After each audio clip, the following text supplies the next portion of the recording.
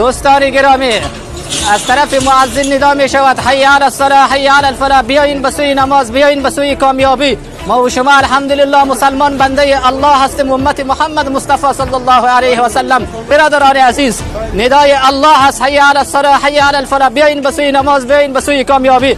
شما فعلا چی رقم فعالیت انجام داده هستید؟ فقط وقت دیگر است، وقت نماز است.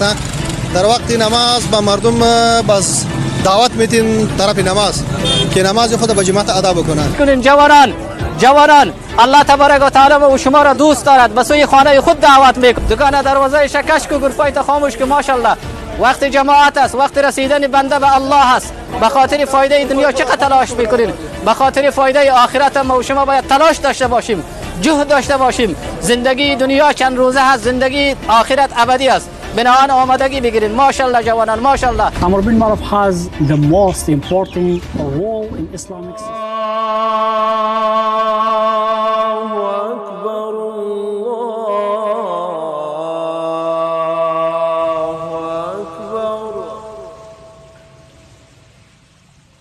أشهد أن لا إله إلا الله. برای حضرت موسی علیه نبی علیه السلام پروردگار امر نمودند فقول لهم قولا لینا لعله یتذکر او یخشی.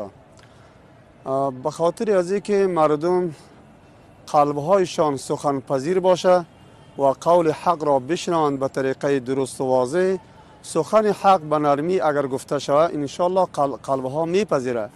حضرت خداوند متعال برایشان امر نمود که به سخن نرم و به سخن شیرین برای مردم امر به معروفات بکنید و نهی از منکرات بکنید و مردم را منع بکنید از کارهای منکر و از کارهای ناپسند. ملک اسلامی امن معروف داشته باشه.